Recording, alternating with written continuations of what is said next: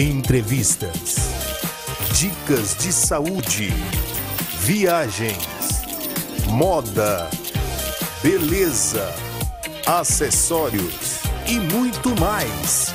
Mais Nobre por Cláudia. Olá, olha só, estamos aqui novamente no nosso programa Mais Nobre. E, claro, estamos agora na 5ª edição do estilo podcast. Ai, gente, eu tô adorando. Vocês estão gostando? E eu tô gostando, sabe do quê? Do retorno de vocês. É muito interessante. Muitas empresas, muitos profissionais estão me procurando pra gente fazer esse bate-papo gostoso, que é uma maneira que você tem de divulgar o seu trabalho. E então eu vou deixar aqui para você o telefone da produção, você que quer anunciar, que quer fazer essa entrevista comigo. Então, você vai ligar nesse número que está aqui, vai marcar com a produção um dia que vai ser reservado só para você. E hoje, incrivelmente, tem uma pessoa aqui comigo que, olha, para sair essa entrevista, a gente rodou, e eu vou confessar para vocês, por um preconceito meu, que em nome de Jesus caiu por terra. Por quê? Porque a gente aprende tudo errado na vida. Então eu trouxe ele aqui para esclarecer que a profissão dele é uma das melhores alternativas para cura, para várias coisinhas. Eu estou falando do meu amigo Luiz, que agora eu posso apresentar ele assim, né, Luiz? Boa tarde, Cláudia. Prazer em estar aqui com você e gratidão imensa aí pelo convite de estar presente aqui e poder explicar aqui um pouquinho sobre as práticas integrativas e complementares, desmistificar muita coisa e trazer conhecimento, educação, consentimento, que é a minha verdadeira missão, né? Eu brinco, eu falo assim que eu sou um terapeuta disfarçado de professor e eu tenho uma clínica que está disfarçada, na verdade, lá é uma escola, né? Uma escola sobre saúde integral e bem-estar. Olha que lindo! Você tá vendo, gente? Olha, eu acho que o ser humano ele tem que se informar mais. Porque a gente vê reiki, você não sabe nem o que é. Eu sei o que é. Sabia o que era, né, Luiz? Não, eu não quero fazer isso, Luiz. Ai, por causa da igreja. Oi, né? Quase que você falou. Oi, tudo bem, senhora? Se atualiza. Então, hoje ele vai tirar todas as dúvidas. Então, Luiz, da sua apresentação, e agora vamos lá, vamos explicar tudo para esse povo que é ignorante que nem eu. Vamos lá. Então vamos lá. Hoje é uma alegria muito grande, uma felicidade muito grande, porque eu tenho uma clínica, né, chamada Holoclínica, e o nosso propósito lá é divulgar, né, e conscientizar as pessoas da importância do amor próprio e do autocuidado. Esse amor próprio e esse autocuidado, ele passa por uma coisa que muitas vezes a gente tenta escapar, que se chama autoconhecimento. É quando a gente vai lá nas nossas questões mais profundas e internas e começa a dar uma mexidinha para querer arrumar. Porque na medicina ocidental, na medicina contemporânea, essa medicina que a gente conhece, que a gente vai lá no hospital, geralmente os médicos eles fazem um trabalho que é sempre de fora para dentro, né? De fora para dentro. Então a gente faz uma cirurgia ou toma um medicamento e esse trabalho ele é de fora para dentro. Já as práticas integrativas e complementares, elas têm como objetivo trabalhar de dentro para fora. Então é a pessoa se enxergar e investigar o que ela precisa fazer para reequilibrar a sua parte emocional, a sua parte física. E isso não passa somente pelas terapias, isso também passa por uma coisa que a gente trabalha muito lá na clínica, que é uma proposta de autocuidado e de mudança de hábitos. Então, como você se alimenta, como você dorme, se você faz ou não atividade física, se você tem ou não momentos de relaxamento, meditação, momentos em que você desacelera, se você tem ou não dentro da sua rotina uma alimentação na qual você para e presta atenção no alimento, para tudo que você está fazendo e considera o alimento como sagrado. Então são essas pequenas coisas que a gente ensina na clínica em paralelo com as práticas integrativas e complementares. Então assim, hoje em dia a gente tem 29 dessas práticas já dentro de uma política nacional de práticas integrativas e complementares que são respaldadas dentro do SUS. E dentro dessas práticas, várias delas a gente trabalha lá na Holoclínica, né? A proposta da holoclínica, né, como diz o próprio nome, holo significa todo ou inteiro. Então é enxergar a pessoa de uma forma integral, o corpo, a mente e o espírito. E a nossa proposta é justamente se integrar e complementar o trabalho que o médico faz. Então a nossa proposta não é ser uma alternativa, não é ser substituir. Então, né, quando a gente vai fazer uma prova de alternativa, a gente tem que escolher A, B, C. A proposta não é essa, a proposta é integrar. A gente trabalha lá como um parceiro da medicina ocidental, um parceiro do médico. E um está ali para potencializar o outro. Nem o médico deve ter preconceito com quem pratica esse tipo de medicina e também nós também não temos que ter preconceito com os médicos, achar que só causa efeito colateral, que todas as técnicas sempre tem que trabalhar de dentro para fora. Não, às vezes a pessoa está com um nódulo, um tumor, um câncer, claro, ela precisa recorrer, né? A pessoa está lá com uma fratura exposta, não adianta você chegar e falar, não, vou fazer um reiki aqui que vai fechar a ferida, não. Tem vários momentos... Não, já aproveita e já me fala o que é reiki. Gente, eu garanto para vocês que você aí que está me assistindo também não sabe. São poucas as pessoas, são aquelas pessoas que realmente buscam a informação.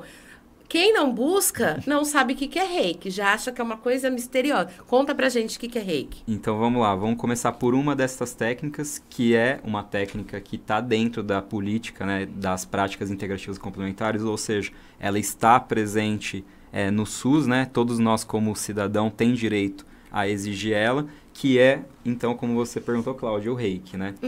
Rei significa universal em japonês, né? Rei, presta atenção, hein, gente? Rei significa universal, seria uma energia universal que, dentro das filosofias, dentro dos estilos de vida, dentro das religiões, tem gente que chama de Deus, tem gente que chama de Jeová, de Alá, de Buda, de natureza, de força cósmica, mas é uma energia que todos nós, em algum momento, a gente sente, né? A gente vai num lugar, por exemplo, com mais natureza, com mais vida, com animaizinhos e tal, a gente sente que é diferente do que um lugar que a gente está, por exemplo, vai dentro de um cemitério, que a gente sente uma energia mais densa, uma tristeza, né? Só de estar ali naquele lugar. Então, essa energia, digamos assim, que ela está em todo o ambiente. A gente sente ela de forma diferente, independente de qual religião a gente escolher ou qual seja a nossa filosofia de vida.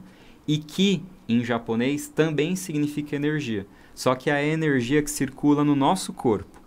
É essa energia que a gente vê nestes mapinhas aqui da acupuntura. Então, a gente tem alguns caminhos coloridos aqui. Aqui. Estes caminhos a gente chama de meridiano dentro da medicina chinesa e aqui dentro percorre a nossa energia vital.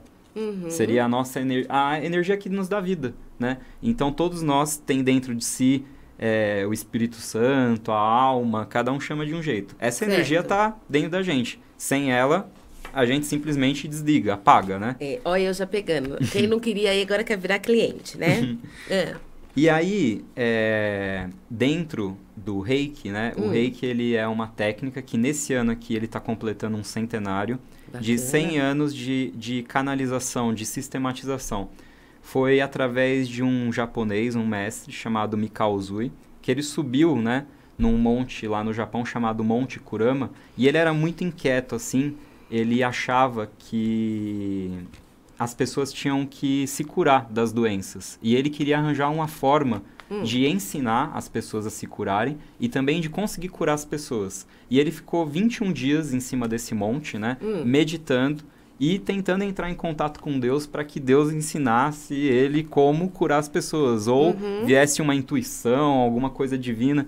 E aí diz a lenda, né, diz a história, que no 22º dia, numa madrugada, ele sofreu um lampejo ali e ele finalmente conseguiu entender como poderia ser possível harmonizar a pessoa, entre aspas, reequilibrar a pessoa através simplesmente de encostar as mãos ali na pessoa. Então, foi intuído a ele alguns símbolos, que esses símbolos eles têm a capacidade de potencializar e de ajudar a pessoa a se equilibrar.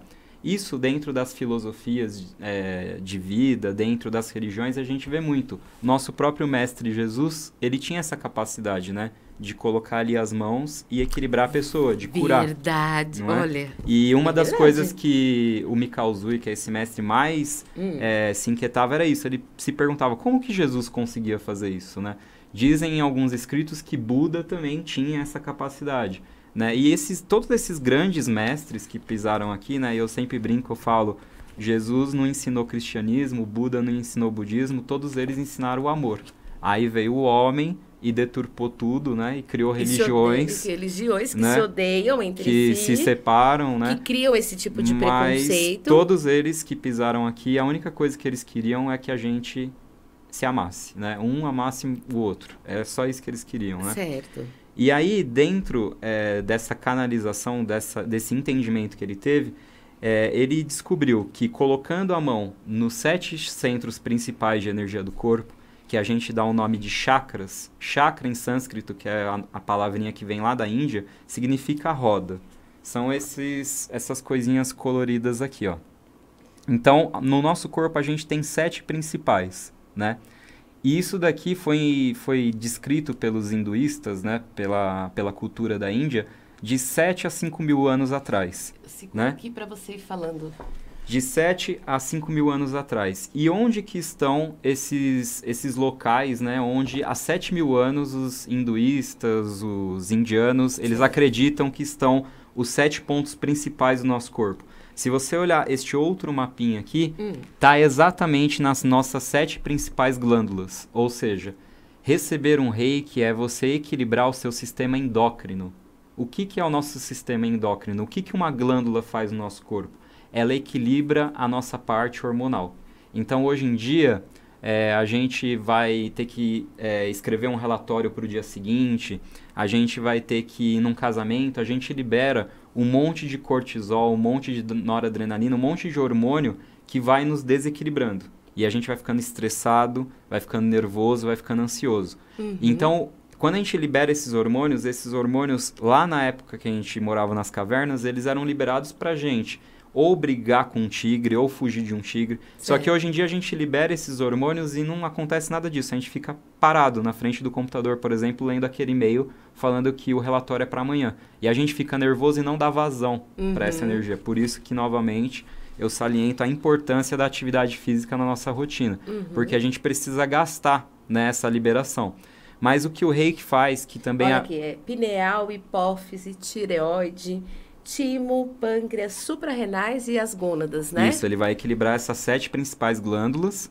E aí ele vai fazer com que a gente diminua os níveis de noradrenalina, os níveis de adrenalina no nosso corpo, de cortisol, e vai aumentar os níveis de serotonina, endorfina, ocitocina, que são hormônios que causam bem-estar, que causam relaxamento. Então, ele vai equilibrar toda a nossa parte hormonal. Certo. Então, pessoas que têm hiper ou hipotiroidismo, como você mesma viu, um dos chakras, tireoide, que né? melhor dizendo, é uma das 7 principais glândulas do nosso corpo, ele vai equilibrar a tireoide. Então, assim, como que você me explica um povo que há 7 mil anos não tinha conhecimento nenhum de medicina, chegar à conclusão que esses são os 7 principais pontos, e aí coincide exatamente com as 7 principais glândulas do nosso corpo, né? E aí, então, esse grande mestre, que é o Mikao Usui, ele colocava a mão nas pessoas, nesses 7 pontos, e através da mentalização desses símbolos, e falando esses símbolos bem baixinho também, sussurrando, né? Ele ia equilibrando as pessoas, né? E diz a história que ele chegou no vilarejo ali mais próximo, e ele saiu curando todo mundo. As pessoas foram se curando assim como se fosse na época que Jesus esteve aqui, né? Ele tocava na pessoa, a pessoa se curava e aconteceram, entre aspas, vários milagres. Isso é o que diz a história. Só que desde o começo dessa jornada dele, por querer descobrir como curava as pessoas, os mestres dele, que ele vinha de um templo, né? Que ele estava em meditação e tal, sempre alertaram ele. Falavam assim, Mikao, tome cuidado porque isso não é o principal. E ele não entendia o porquê. Grande parte dessas pessoas que ele curou, né, eram pedintes, né?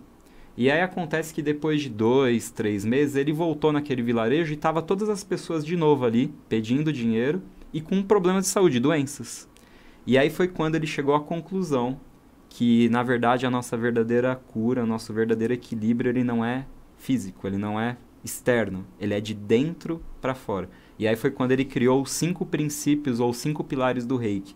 E ele começou a ensinar que não adianta nada você receber o Reiki, receber qualquer terapia dessas que a gente vai apresentar aqui, se você não aplicar na sua vida estes 5 princípios, esses 5 pilares. Inclusive, dizia ele que aplicar esses 5 pilares na sua vida é como se você estivesse recebendo Reiki o dia inteiro, ou seja, como se você estivesse o dia inteiro conversando com Deus.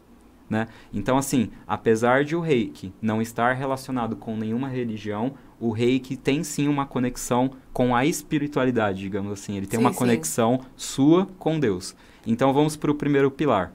O primeiro pilar é: só por hoje estou em paz. Vivo no momento presente, no aqui e agora. Então, você faz uma decisão que só por hoje, só no dia de hoje, você vai viver no aqui e agora. Não vai ficar nem triste com o passado e nem preocupado com o futuro. Gente, vocês não acham que eu tô precisando? O Luiz apareceu na minha vida, entendeu? Porque eu preciso me restabilizar. E é o Luiz que vai resolver minha vida. O segundo pilar é: só por hoje eu decido ser calmo, sereno, né? Então, é uma decisão novamente. Você vê que todas as frases começam por só por hoje. Porque quando chegar o dia de amanhã, você vai repetir de novo aquilo. Você vai falar só por hoje.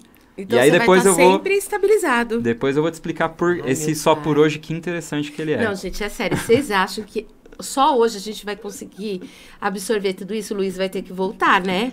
Porque olha assim, olha quantas terapias, né, que se chama. Práticas e eu ainda quero mencionar, desculpa invadir o Reiki, que o Luiz é formado em engenharia. Minha primeira graduação, exatamente. E aí, me conta, vamos sair do Reiki só um tiquinho para você me contar o que aconteceu que você saiu da engenharia e foi para... Eu fui para essa parte das terapias, né? Das terapias que a gente chama de holísticas, né? Que olham para a pessoa como um todo. Exatamente. O que aconteceu, Luiz? Porque desde criança, eu sempre fui muito curioso em relação a histórias de mitologia, de espiritualidade. Sempre tive uma conexão muito forte com essa parte. Sempre tive também uma conexão muito forte com essa questão do autoconhecimento. O autoconhecimento, ele nos joga para uma jornada de a cada dia querer ser um pouquinho melhor. Dentro da filosofia japonesa, a gente chama disso de Kaizen. Kaizen significa melhoria contínua, né? Eles aplicam muito esse princípio dentro das fábricas. Por exemplo, a Toyota, né? Ela aplicou esse método do Kaizen, ou seja, todos os dias eles olham para a linha de produção e falam: o que a gente pode melhorar um pouquinho? Será que dá para diminuir o custo apagando essa luz? Ou será que dá para deixar mais rápido esse processo? E aí dá para a gente aplicar essa mesma técnica, essa mesma filosofia de vida na nossa vida. Então, eu sempre quis ser um ser humano um pouquinho melhor a cada dia, né? E eu queria também fazer com que as pessoas tivessem essa consciência da importância que é também elas serem um pouquinho melhor a cada dia. E aí eu fui passando por vários processos na minha vida e passei por uma lesão, né, no meu ombro direito, uma luxação do acrômio clavicular, né, que é um ossinho que tem aqui. Eu tava lutando, né, eu luto jiu-jitsu também. Meu pai... Eu pratico arte marcial desde os meus 5 anos, então sempre tive uma conexão também muito forte com essa cultura oriental, né? A minha tia, ela é japonesa, né? E ela brinca, ela fala assim que a cegonha jogou eu no lugar errado. Que era pra eu ter jogado como filho dela e acabei caindo lá na família da minha mãe. Ela sempre brinca isso daí na família, porque eu sempre gostei muito da cultura oriental. E essas práticas, muitas delas têm uma origem, né? No Japão, na China, na Índia, né? Sim. E aí eu comecei a cuidar do meu ombro, só que assim, tudo que eu fazia não melhorava, né? Eu fazia fisioterapia, não melhorava, eu tomava uma medicação, não melhorava. E aí eu comecei a pensar assim, será que eu preciso mudar alguma coisa para que a minha saúde retorne, né? Olha. Será que talvez eu não tenha que fazer alguma mudança de dentro para fora, ao invés de eu continuar tentando tanta coisa de fora para dentro? E aí foi quando eu comecei a conhecer a quiropraxia, a acupuntura e várias outras técnicas, né? Inclusive de própria massagem mesmo, né? Inclusive a técnica que resolveu o meu caso foi uma massagem, né? Não foi nenhum medicamento, uma cirurgia. E aí eu comecei a perceber também, por exemplo, eu comecei a ir num psicólogo, eu comecei a ver o quanto a nossa mente interferia no corpo, que é hoje em dia o que a gente chama de psicossomática. E eu comecei a perceber o quanto a alimentação também influenciava. Às vezes eu comia um doce e meu braço doía mais. Eu comia só fruta, legumes, verdura naquele dia, doía menos. E aí eu comecei a observar isso e eu comecei a ver que estava tudo conectado. E aí foi quando eu finalmente consegui... se libertar disso? Isso. E aí eu percebi que foi uma mudança bacana. de dentro para fora e não de fora para dentro, né? Sim, A sim. fisioterapia e a medicina me ombro. ajudou. A fisioterapia e a medicina ela me ajudou sim, como eu sempre saliento, né? Uma coisa não exclui a outra. Só que se eu não mudasse por dentro, a medicina ela chega num determinado limite, né? Dali em diante é você que tem que decidir ficar bem, né? Tanto que o nosso mestre Jesus, quando ele ia curar a pessoa, respeitando essa coisa tão bela do livre-arbítrio, a primeira coisa que ele perguntava é: quer que eu te cure? Verdade. Então né? a pessoa tem que permitir, né, o equilíbrio dela, né? Então, você quer, se a pessoa decidir que ela quer ficar doente, e a gente vê muito disso, né, inclusive na clínica, tem gente que está doente por uma carência, tem gente que está doente porque quer chamar a atenção dos parentes, e às vezes é até inconsciente, a pessoa nem se deu conta disso, né? Então, ele sempre perguntava isso: quer que eu te cure? Aí, olha que interessante, quando ele curava, ele era tão humilde, ele era um mestre tão humilde, que ele falava assim: a tua fé que te curou. Verdade. Falava. Você viu que de Bíblia eu entendo, então eu posso afirmar. Né? Olha. E a terceira coisa que ele fazia, que é muito interessante, que é o que a gente falou, que a gente faz lá na clínica, que é estimular as mudanças de hábitos, né? Jesus, ele não tinha o título de neurocientista, né? Nem de psicanalista, né? Mas ele era um grande mestre. Sim. E ele falava assim para a pessoa: vá e não mude, e vá. Ele falava assim: vá e mude seus hábitos. Na verdade, não, ele não falava isso, tô brincando. Mas ele falava o quê? Vá e não... peques mais. Isso. Ou seja, em outras palavras, ele falava: vá e mude os seus hábitos. Muda, que é a mesma coisa de se você de pecar, cidadão. Se você ficar brigando com todo mundo, se uma pessoa te fecha no trânsito e você já quer descer do carro, bater na pessoa, não faz isso, mude seus hábitos, vá e não peques mais. Luiz, você tem uma tarde toda lá pra mim, Luiz? Você viu, né, gente? Ai, que incrível isso. E aí, Luiz, falando nisso, posso fechar só os princípios? Fecha, mas eu tô preocupada, que eu queria saber o que esses ingredientes aí. Vou rapidamente produção, fechar a gente tem tempo? Ai, misericórdia. Vou fechar rapidamente os princípios. Tá. Então, a gente falou do só por hoje eu decido ficar no momento presente, só por hoje sou calmo e sereno, só por hoje eu trato todas as pessoas de uma forma amável, compassiva, generosa. Ó minha cara, tá? gente. Né? Luiz, vamos precisar tratar bastante coisa. Só por hoje eu faço meu trabalho de forma digna, honesta e honrosa. Sim. Tá? E o último de todos é: só por hoje eu decido ser grato. Tá? Esses são os 5 princípios que ele dizia, então, que não adianta nada você tomar uma medicação, fazer uma cirurgia, não adianta nada disso se você não mudar lá dentro de você. Ai, tá? que lindo, Luiz. Isso é o que o mestre Mikao Usui nos deixou de ensinamento, né? E está escrito, inclusive, na lápide dele, no memorial que ele está enterrado lá no Japão, né?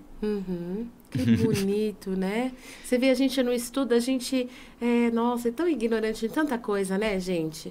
Ignorante no sentido de não saber, né? Porque ignorante é não conhecer, né? Não conhecer. Por isso que eu falei novamente, pegando aquele ponto do começo da entrevista, eu falo que eu sou um terapeuta, né? Tô disfarçado de terapeuta, Sim. mas na verdade eu sou professor. E eu tenho uma clínica que tá disfarçada de clínica, mas na verdade é uma escola.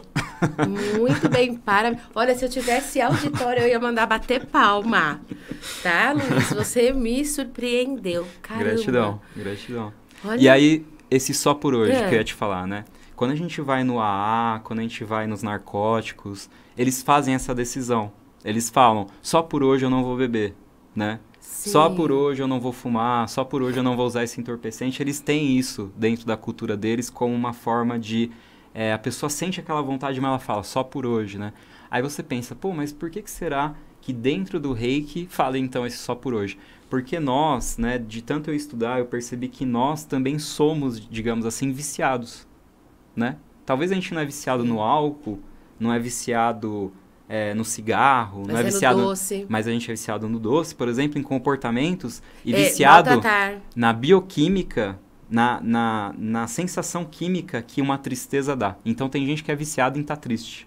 Verdade. Tem gente que é viciado no medo e tem gente que é viciado na raiva. tudo a pessoa sente raiva. Ela explode com qualquer coisa, né? Sim. Então, por isso eu conheço que... tanta gente que explode por qualquer coisa. Por isso que eu acredito que o mestre Mikao Usui, ele deixou esse ensinamento. Então, todos os dias quando a gente acorda, todo mundo que é reikiano, a gente une as mãos assim, que a gente fala que é a posição de gachô, né? Que é a posição de oração em qualquer religião, a posição de oração é unir aqui as mãos, né? A gente abaixa a testa e fala, só por hoje eu decido ser grato. E a gente repete os 5. Então, logo de manhã, a gente já não deixa o cérebro vir com aquelas memórias do dia anterior. Então, não importa se brigaram comigo, não importa se me maltrataram, não importa nada. Ontem já passou. Eu decido hoje ser uma pessoa melhor, né?